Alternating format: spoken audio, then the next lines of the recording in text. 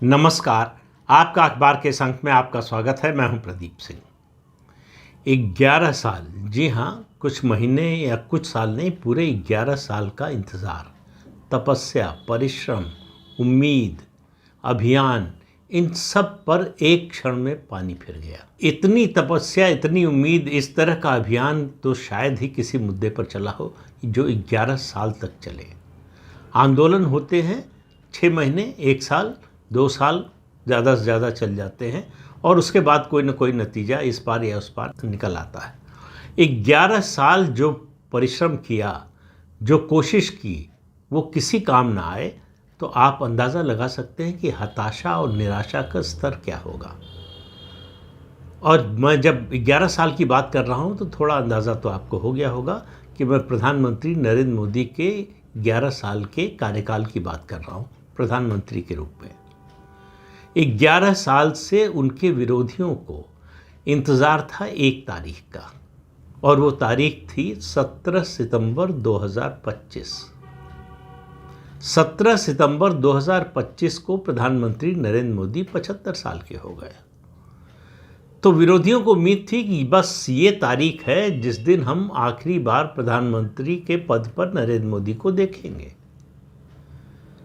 और उनको लग रहा था कि उनकी ये उम्मीद तो पूरी होनी ही है। और बीच में संघ प्रमुख मोहन भागवत जी का जो बयान आ गया, एक टिप्पणी आ गई एक कार्यक्रम में, उससे तो उनको उम्मीद जो है वो विश्वास में बदल गई। उनको लगा कि अब तो पक्का हो गया, अब तो कोई इफ एंड बट है ही नहीं, कोई किंतु परंतु नहीं है, ये होना ही है। कुछ लोग ज़्यादा उत्साही थे, तो ये अति उत्साही यहीं तक नहीं रुके कि 17 सितंबर 2025 के बाद नरेंद्र मोदी प्रधानमंत्री नहीं रहेंगे। उनका कहना था कि अगर उन्होंने इस्तीफा नहीं दिया, पद नहीं छोड़ा, तो उन्हें हटा दिया जाएगा। यहाँ तक अभियान चला और लगातार कौन सा राजनीतिक दल किसको अपना नेता बनाए रखे, कब तक रखे, ये राजनीतिक दल का मामला है। लेकिन मोदी के विरोधी विपक्षी दल, खासतौर से कांग्रेस, मुझे लगता है, और राहुल गांधी, उनकी सारी उम्मीद इसी तारीख पर टिकी हुई थी, क्योंकि उन्होंने इन 11 सालों में सब तरीके आजमा कर देख लिए, तमाम मुद्दे उठाकर देख लिए। मोदी की छवि खराब करने का, मोदी की प्रतिष्ठा को नुकसान पहुंचाने का, और उसके क्रम में देश की प्रतिष्ठा को भी नुकसान पहुंचाने का, उस हद तक चले गए। तब भी मोदी का कुछ नहीं बिगड़ा। चुनाव में चुनौती देकर देख ली, वहाँ कुछ नहीं हुआ। गवर्नेंस के फ्रंट पर चुनौती दी, अर्थव्यवस्था के फ्रंट पर जो है चुनौती दी, वहाँ कुछ नहीं हुआ। अदालत में चुनौती दी, अलग अलग मामलों में अलग अलग समय पर, वहाँ कुछ नहीं हुआ। मीडिया के जरिए कैंपेन चलाया, सोशल मीडिया पर कैंपेन चलाया, नहीं हुआ। आखिर में उनकी उम्मीद टिकी हुई थी भाजपा के एक तथाकथित नियम पर कि 75 साल का जो होगा वो पद से रिटायर हो जाएगा। ये नियम कहीं लिखत पढ़त में भारतीय जनता पार्टी में है नहीं। जिस दिन प्रधानमंत्री बने नरेंद्र मोदी, उसी दिन से पता था कि ये नियम उन पर लागू नहीं होता, और इससे पहले बहुत से लोगों पर ये नियम लागू नहीं हुआ। ऐसा नहीं है कि ये केवल नरेंद्र मोदी इसका अपवाद बनाए गए। प्रधानमंत्री से पहले तो जन्मदिन आता है मोहन भागवत का, जो संघ प्रमुख है, वो भी 75 साल के हो गए 11 सितंबर को। उससे पहले उन्होंने दिल्ली प्रवास के दौरान कहा कि कोई 75 साल में रिटायर नहीं होने जा रहा, मैं भी नहीं रिटायर होने जा रहा हूँ। तो बड़ी निराशा हुई इस वर्ग को। लेकिन उनको लगा कि नहीं, सरसंघ चालक के बारे में ये हो सकता है, वो राजनीति में नहीं है, लेकिन नरेंद्र मोदी तो राजनीति में है, शासन में है, उनको तो हटना ही है। और तारीख आई तो क्या शानदार तरीके से आई। प्रधानमंत्री नरेंद्र मोदी के जीवन में इससे अच्छा अवसर उनके जन्मदिन पर नहीं आया होगा। इतनी प्रशंसा, इतना प्यार, इतना स्नेह, इतना सम्मान उन्हें इससे पहले कभी नहीं मिला होगा। आप कोई एक राष्ट्राध्यक्ष या शासनाध्यक्ष बताइए किसी देश का, बड़े से बड़े देश का, और जब बड़े देशों की तूती बोलती थी तब का भी, जब उस देश के राष्ट्राध्यक्ष या शासनाध्यक्ष के जन्मदिन पर दुनिया के राष्ट्राध्यक्षों, शासनाध्यक्षों ने वीडियो बनाकर बधाई संदेश दिया हो।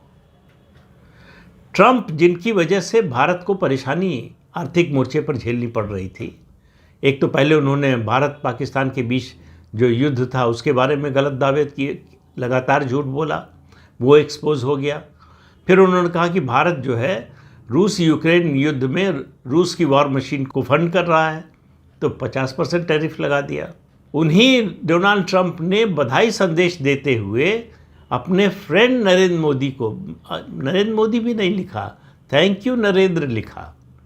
तो आप समझिए कि किस लेवल पर वो दोनों नेताओं की केमिस्ट्री को फिर से लाना चाहते हैं। लेकिन उससे बड़ी महत्वपूर्ण बात यह है कि उन्होंने कहा, उन्होंने धन्यवाद किस बात का दिया कि प्रधानमंत्री नरेंद्र मोदी ने रूस यूक्रेन के बीच युद्ध विराम हो इस बात का समर्थन किया। जो इस वॉर मशीन को फंड करने का आरोप लगा रहा था, वो कह रहा है कि ये युद्ध रुकवाने में, युद्ध विराम कराने के मुद्दे पर समर्थन किया, इसके लिए धन्यवाद। तो आप इससे समझ लीजिए कि क्या बदला है। दुनिया की नज़र में मोदी क्या है, ये आपको उनके जन्मदिन पर आए बधाई संदेश और जिस तरह के वक्तव्य आए उनसे पता चलेगा। लेकिन हमारे देश में एक गिरोह है जिसकी सारी उम्मीद इस बात पर टिकी है कि किस तरह से नरेंद्र मोदी को प्रधानमंत्री पद से हटाया जाए। जनता की अदालत में फेल हो चुके हैं, कानून की अदालत में फेल हो चुके हैं और लगातार, लेकिन उनकी कोशिश बंद नहीं हो रही है। तो जैसे डूबता हुआ आदमी हाथ पैर मारता है, उसी तरह से ये निराश और हताश लोग चारों तरफ हाथ पैर मार रहे हैं। कोई अंतर्राष्ट्रीय मदद मिल जाए, कुछ मिल भी रही है, तमाम तरह के टूल किट काम कर रहे हैं। फिर बांग्लादेश में तख्ता पलट हुआ, फिर उनको इनकी बाछें खिल गई कि बस बांग्लादेश में जो हुआ वो भारत में भी होगा। बयान देने लगे, मतलब थोड़ा धैर्य भी नहीं रखा गया कि ऐसा कुछ हो, उसका इंतज़ार भी नहीं कर पाए। कहा कि बांग्लादेश में जो हुआ वही भारत में होगा। उससे पहले श्रीलंका में जो हुआ था उसको लेकर टिप्पणियाँ की गई कि भारत में कब होगा ये। और ये दृश्य जो देखने को मिला श्रीलंका में, जिस तरह से राष्ट्रपति के घर में लोग घुस गए थे और प्रधानमंत्री के घर में, वो यहाँ भी देखने को मिलेगा। फिर हाल ही में नेपाल में तख्ता पलट हो गया, तो इन लोगों को पक्का हो गया कि नेपाल में हो गया, बांग्लादेश में हो गया, श्रीलंका में हो गया, हमारे पड़ोस के 3 देशों में हो गया, तो इनकी नज़र में भारत की स्थिति और ज़्यादा ख़राब है, तो यहाँ तो होगा ही। लेकिन यहाँ कुछ भी नहीं हुआ, बल्कि इन देशों जहाँ तख्ता पलट हुआ, ख़ासतौर से नेपाल और श्रीलंका के लोगों ने तो यहाँ तक चेतावनी दी कि इस तरह की उम्मीद करना बेकार है। अगर इस तरह की उम्मीद करेंगे तो ये नरेंद्र मोदी हैं, जिस तरह का जवाब मिलेगा उसकी आपको कल्पना भी नहीं होगी। लेकिन इन लोगों के पास तो कोई विकल्प नहीं है, करें क्या? तो मोदी कैसे हटें? तो मोदी को हटा नहीं पा रहे हैं, तो मोदी की प्रतिष्ठा को नुकसान पहुंचाएं। उसकी कोशिश पिछले 11 साल से लगातार चल रही। किसी प्रधानमंत्री के खिलाफ इतना लंबा और इस तरह का अभियान नहीं चला होगा जिसमें देशी विदेशी दोनों ताकतें शामिल हों, जिसमें देशी विदेशी दोनों तरह की फंडिंग शामिल हो। लेकिन नरेंद्र मोदी का जलवा कम होने की बजाय बढ़ता जा रहा है।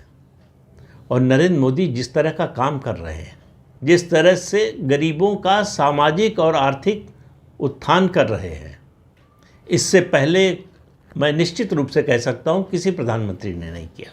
अपने जन्मदिन पर उन्होंने जिस योजना की घोषणा की, महिलाओं और बच्चों के स्वास्थ्य की, वो मेरी नज़र में, ये शब्द वैसे मैं इस्तेमाल करना नहीं चाहता हूँ, बहुत इतना ज़्यादा घिस चुका है कि इसको इस्तेमाल करते हुए लगता है कि कुछ छोटा शब्द इस्तेमाल कर रहे हैं। इस शब्द है गेम चेंजर। तो मैं कहता हूँ ये परिवर्तनकारी है। ये जो योजना, जिस योजना की उन्होंने घोषणा की, हालांकि उनकी बहुत सारी योजनाओं के बारे में आप यही बात कह सकते हैं, परिवर्तनकारी है। 51 करोड़ लोगों का जनधन अकाउंट खुल जाना कुछ सालों में, ये कोई सामान्य बात नहीं है। आज़ादी के बाद से इतने दशकों में जो काम नहीं हो पाया। शौचालय की बात करिए आप, प्रधानमंत्री आवास योजना की बात कीजिए, किसान सम्मान निधि की बात कीजिए, उज्ज्वला गैस योजना की बात कीजिए, उसके अलावा आयुष्मान योजना, गरीब आदमी के परिवार को साल में 5 लाख तक का इलाज का खर्च नहीं लगेगा, मुफ्त में इलाज होगा। करोड़ों लोगों ने इसका फ़ायदा उठाया है। तो लोगों का जीवन स्तर सुधारने के लिए, और प्रधानमंत्री को अच्छी तरह से पता था कि इस देश में गरीब आदमी की सबसे बड़ी समस्या ये है कि कोई सोशल सिक्योरिटी नहीं है। उन्होंने सत्ता में आने के बाद सोशल सिक्योरिटी की इतनी योजनाएं शुरू की कि आम आदमी का जीवन स्तर पहले से कई गुना बेहतर हो गया है। और उनकी एक भी योजना जो उन्होंने अपने जन्मदिन पर घोषित की उसको लेकर किसी में जाति या मजहब के आधार पर भेदभाव की कोई गुंजाइश ही नहीं है। और ये केवल कहने की बात, दावा करने की बात नहीं है कि प्रधानमंत्री ने ऐसा कहा, उनकी सरकार के लोगों ने ऐसा कहा या उनकी पार्टी ने ऐसा कहा। ज़मीन पर आप किसी से भी पूछ सकते हैं कि केंद्र सरकार की किसी योजना में क्या लाभार्थियों की जाति या उनका मजहब देखा गया। एक आदमी भी आपको नहीं मिलेगा ये कहने वाला कि हाँ देखा गया। तो ये जो सबका साथ सबका विकास का नारा दिया था शुरू में आते ही, उसको ज़मीन पर साकार किया है प्रधानमंत्री ने।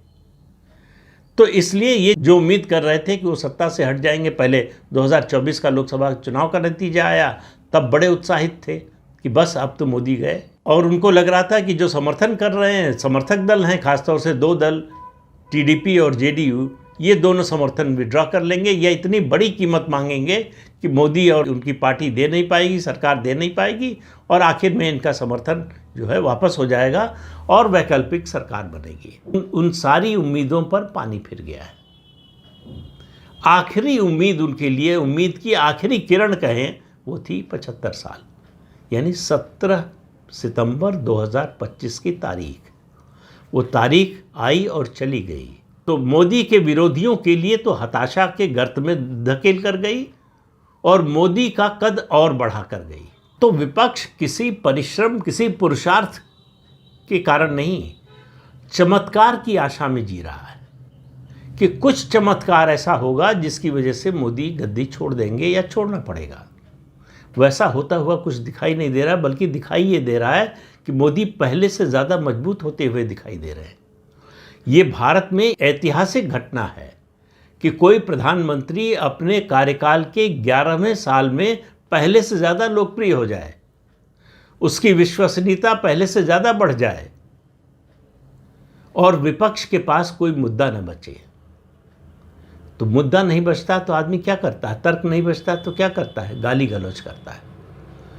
तो आज का विपक्ष, खास तौर से मुख्य विपक्षी पार्टी कांग्रेस, गाली गलौज पर उतर आई है। प्रधानमंत्री की मां को गाली दी गई और उनको अपमानित करने के तमाम तरह के तरीके अपनाए गए। तो प्रधानमंत्री नरेंद्र मोदी का एक ही जवाब था, एक वाक्य का, कि मैं भगवान शिव का भक्त हूं, जहर पीना जानता हूं। ये जो लोग उनको नीचा दिखाने की कोशिश कर रहे थे, जनता की नज़र में उन्होंने अपने को बहुत गिरा लिया है। तो इसलिए किसी चुनाव में तो उनके लिए कोई उम्मीद नहीं है। कुछ बुद्धिजीवी पत्रकार जो है अब ज्योतिषी बन गए हैं, कह रहे हैं 2029 में राहुल गांधी प्रधानमंत्री बन जाएंगे। तो भाई हम भी एक भविष्यवाणी करते हैं कि 2029 में राहुल गांधी नेता प्रतिपक्ष भी नहीं रह जाएंगे, प्रधानमंत्री बनना तो बहुत दूर की बात, सपने की बात। मोदी अभी कहीं नहीं जाने वाले, भारतीय जनता पार्टी कहीं नहीं जाने वाली अगले 20-25 सालों तक। और ये बात कोई अनुमान के आधार पर या इच्छा के आधार पर नहीं कही जा रही। ज़मीन पर जो वास्तविकता है, जो बदलाव आया है, वो लोगों को दिखाई देता है। लोगों के जीवन में जो बदलाव आया है, देश की प्रतिष्ठा में जो बदलाव आया है, देश की अवस्था में जो बदलाव आया है, फ्रेजाइल 5 से दुनिया की चौथे नंबर की इकॉनमी बन जाना सिर्फ 11 साल के अंदर, ये कोई सामान्य बात नहीं है। लेकिन जिनको मोदी में कुछ अच्छा दिखाई ही नहीं देता है, उनको भारत में भी कुछ अच्छा दिखाई नहीं देता है। दुख की बात यह है, मोदी का विरोध करें, मोदी में अच्छा न दिखे, ये बात मुझे समझ में आती है, लेकिन भारत में जो अच्छा हो रहा वो न दिखे, ये बात समझ से परे है। कि आज भारत की विश्व पटल पर क्या प्रतिष्ठा है, क्या थी 11 साल पहले, दोनों की तुलना कर लीजिए, आपको अंतर समझ में आ जाएगा। आज भारत की अर्थव्यवस्था की बात करें, आप भारत की सैनिक शक्ति की बात करें, किसी भी लिहाज से, किसी पैमाने पर आप 11 साल पहले के भारत और आज के भारत की तुलना करें तो आपको हर जगह श्रेष्ठता नज़र आएगी, पहले से बेहतर स्थिति नज़र आएगी। आप ये ज़रूर कह सकते हैं कि इससे भी बेहतर हो सकता था। बेहतर होने की गुंजाइश हमेशा रहती है। कोई ये नहीं कह सकता कि सब कुछ हो गया, अब कुछ और करने की ज़रूरत नहीं है, जो करना था सब कुछ हो चुका है। ये दावा तो कोई कर नहीं सकता, सरकार भी नहीं कर रही है। और जिस तरह से प्रधानमंत्री काम कर रहे हैं वो बता रहे हैं कि अभी बहुत दूर जाना है, सफ़र लंबा है। और उन्होंने तो लक्ष्य भी 2047 का तय किया है। नेता और सरकारें 5 साल से ज़्यादा आगे सोच नहीं पाती हैं। अगर 5 साल भी सोच ले तो ये एक उपलब्धि मानी जाती है कि वो पूरे 5 साल का सोच रहे हैं। नरेंद्र मोदी 2047 का सोच रहे हैं। जब उनको मालूम है कि उस समय वो प्रधानमंत्री नहीं होंगे तो वो सोच सकते थे कि भाई हमको क्या फ़र्क पड़ता है, उस समय तो हम रहेंगे नहीं, जो होगा वो देखेगा। यहाँ तो सरकारें ऐसी थी कि कर्ज लो, कर्ज बढ़ाओ, बस किसी तरह से चुनाव जीत लो। अगर नहीं जीते तो उसका बोझ जो है आने वाली सरकार पर पड़ेगा, वो झेलेगी। ऑयल बॉन्ड्स के मामले में यही किया कांग्रेस पार्टी ने, मनमोहन सिंह और सोनिया गांधी की सरकार ने। तो नरेंद्र मोदी ने केवल आर्थिक और सैनिक क्षेत्र में ही नहीं, सांस्कृतिक क्षेत्र में भी बहुत बड़ा परिवर्तन किया है। सनातन धर्म की प्रतिष्ठा को पुनर्स्थापित करने का काम किया है। ये जो हम कॉलोनियल माइंडसेट में जी रहे थे उससे निकालने का काम किया है कि भारतीय होने पर, भारतीय संस्कृति पर गर्व करने का समय आया है। इसमें कोई शर्म की बात नहीं है। जो लोग ये बताने की कोशिश करते हैं कि भारतीय संस्कृति घटिया है या भारतीय होना जो है वो कमतरी है, उन सबको जवाब देने का मौका दिया है प्रधानमंत्री नरेंद्र मोदी ने। तो ये जो आवाज़ दी है लोगों को, जिनकी आवाज़ दबी हुई थी, जो चुप रह जाते थे, विरोध करने की इच्छा होते हुए भी नहीं कर पाते थे, उनको जो आवाज़ दी है ये बड़ा सामाजिक परिवर्तन करेगी और वो होता हुआ दिखाई दे रहा है। इस तरह के परिवर्तन मैं बार बार कहता हूँ कि बहुत कम समय में नहीं होते, तत्काल नहीं होते। इंस्टेंट कॉफ़ी या जो है 2 मिनट नूडल नहीं है। ये परिवर्तन समय के साथ होता है और लंबा समय लगता है। बात यह है कि हमारी दिशा सही है कि नहीं है। तो दिशा सही दिखाई दे रही है। देश को प्रधानमंत्री नरेंद्र मोदी सही दिशा में लेकर जा रहे हैं, सबसे बड़ी बात यह है। और उनके विरोधियों को कुछ समझ में नहीं आ रहा है। उनकी ये भी एक उपलब्धि है कि विरोधी किंग कर्तव्य विमूढ़ हैं कि क्या खिलाफ बोलें, किस तरह से विरोध करें, कौन सा मुद्दा उठाएं। एक मुद्दा उठाते हैं फिस हो जाता है, दूसरा उठाते हैं वो भी फिस हो जाता है। तो उनका कोई मुद्दा चल ही नहीं पा रहा है। जनता उनकी बात पर विश्वास करने को तैयार नहीं है और मोदी की हर बात पर विश्वास करने को तैयार है। उनको लगता है कि मोदी का ये कदम जनता का विश्वास डिगा देगा। पता चलता है कि जनता का विश्वास और ज़्यादा बढ़ गया। तो इन 11 सालों में और 75 साल की वय में प्रधानमंत्री नरेंद्र मोदी ने भारत के लिए जो किया है, भारतीय संस्कृति के लिए जो किया है, भारतीय समाज के लिए जो किया है, गरीबों, पिछड़ों, दलितों और जनजातीय लोगों के लिए जो किया है, उनके उत्थान के लिए जो किया है, वो अभूतपूर्व है। इससे पहले होने की तो बात छोड़िए, इससे पहले इस तरह की परिकल्पना भी कोई नहीं करता था, इस तरह का विजन ही नहीं था, इस तरह से सोचने वाले ही नहीं थे। और सबसे बड़ी बात जो पूरी दुनिया जिससे प्रभावित है वो है पॉलिटिकल विल पावर, इच्छा शक्ति, सच पर टिके रहने की, राष्ट्रीय हित पर टिके रहने की, डटे रहने की इच्छा शक्ति कि किसी भी हालत में राष्ट्रहित के मुद्दे पर समझौता नहीं करेंगे, पीछे नहीं हटेंगे। जो अमेरिका के साथ और डोनाल्ड ट्रंप के साथ किया है प्रधानमंत्री नरेंद्र मोदी ने, उसने पूरी दुनिया पर असर डाला है। सबको समझ में आ गया है कि भारत के हित के खिलाफ मोदी से कोई बात नहीं मनवा सकते। ये मैसेज पूरी दुनिया में चला गया है। और दूसरा मैसेज जो गया है, दूसरा संदेश जो गया है, जहां भी अन्याय होगा उसके खिलाफ प्रधानमंत्री नरेंद्र मोदी और भारत खड़ा नजर आएगा। न्याय के लिए लड़ाई लड़ने में भारत और प्रधानमंत्री नरेंद्र मोदी हमेशा आगे रहेंगे। तो दुनिया में जो भी देश अपने को कमज़ोर और अशक्त महसूस करते थे, उन सब के मन में बड़ी उम्मीद जगी है कि एक नेता है जो हमारे लिए खड़ा हो सकता है। केवल कह के नहीं, मोदी ने कर के दिखाया। कोरोना के समय कितने देशों को मुफ्त वैक्सीन दी जो न तो वैक्सीन खरीद सकते थे और न वैक्सीन डेवलप कर सकते थे।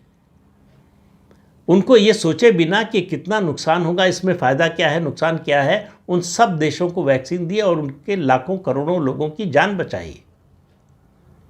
उसने प्रधानमंत्री नरेंद्र मोदी और भारत का कद और भारत की जो प्रतिष्ठा है और ज़्यादा बढ़ा दी है।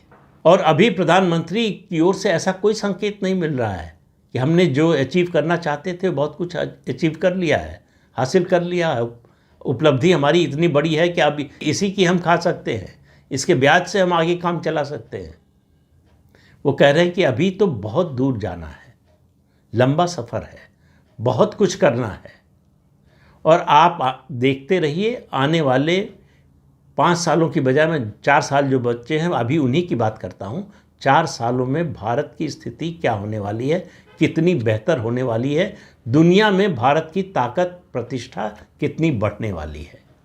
और 2029 के बाद जब चौथी बार प्रधानमंत्री बनेंगे नरेंद्र मोदी, तो उसके बाद कितने बड़े परिवर्तन होंगे, कितने बड़े बदलाव के कदम उठाए जाएंगे, जिसकी कल्पना शायद आज करना भी मुश्किल है। तो इस अंक में इतना ही। अगले अंक में फिर मिलेंगे किसी नए मुद्दे के साथ। तब तक के लिए अनुमति दीजिए।